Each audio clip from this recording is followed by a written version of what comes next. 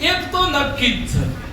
વિચાર કરો, પરમાત્માને બાપજી કીધું કે ગુરુ તો કરવા જ જોઈએ. શબરીબાઈ તમે વિચાર કરો, માટક ઋષિનું શરણ લીધું એટલે રામ મળ્યા. મીરાબાઈ નારી તમે વિચાર કરો, એમને તો કેવું સરસ ભજન ગાયો છે. હિન્દીમાં ગાયો, વ્રજ ભાષામાં ગાયા છે, ગુજરાતીમાં ગાયા છે. મીરાબાઈ નારી હતી. સાહેબ, પુરુષોને ભક્તિ કરવી હોય તો સરળ સફળ, મારી નારી શક્તિને ભક્તિ કરવી અઘરી છે. હું કરવા કહું છું કે મારી બા સાધ્વી બન્યા ને ત્યારે દુનિયાએ કોઈ બાબતે છોડ્યો જ નહીં સાહેબ. અને મેં પછી એ વખતે મને એમ થયું કે બાને આટલું બધું ભરવું પડ્યું છે, હું એ ટેસ્ટ કરું. અને મારી બાએ જતા જતા એમ કીધું તું કે મારો આશ્રમ મારો દીકરો હાચવું છે સાહેબ. અને મને તો એમ કીધું, હમણાં રામકૃપાનું બાપજી અમને 50 સંતો બેઠેલા અને મને એમ કીધું કે માગવા ઓલે ભગવો પહેર્યો છે. તમાર હોમ આવું કોઈ આવે? તમાર બંદૂકો આવે?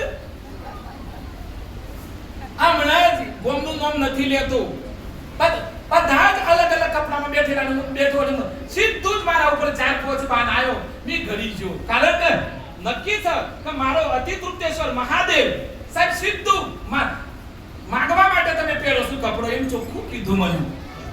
ભલે કીધું સાહેબ, પણ એક નક્કી છે કે મારી બાની આ મારી બા જતા જતા જે મને સોંપીને આ મારી બાને મેં મારા શરીરે વીંટાઈ દીધી છે.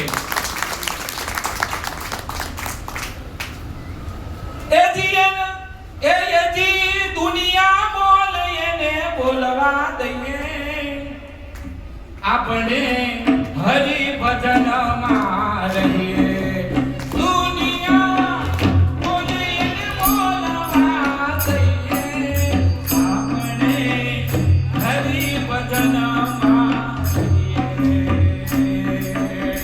કોયલ ને કાગડો એક જ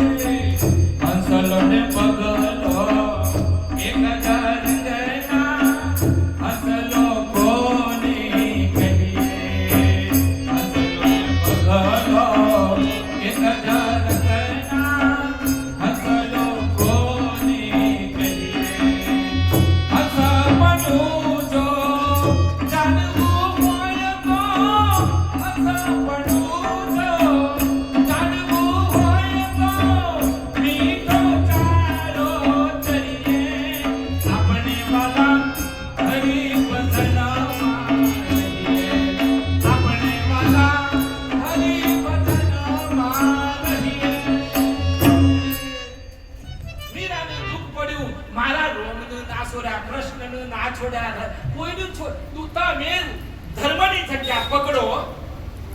તમે ધર્મ તરફ ભરો, ભક્તિ તરફ ભરો, તપ તરફ ભરો, જપ તરફ ભરો, એટલે તમારા ડખા આવવાના સાહેબ. આજે મને એમ થયું કે સ્ટેટસ તો મૂકવું જ નથી, કારણ કે ફરી વાર કર બધા અમારા ગાંધી સાહેબ બેઠા છે, દીદી બેઠા છે મારા. પણ મેં નક્કી કર્યું કે જે હોય ખુલ્લું જીવવાનું. તમે ખુલ્લું કરી નાખો ને જીવન, પછી દુનિયા હું આપણનો ડફડો મારે. જેવા છીએ એવા ભગવાન તારા છીએ.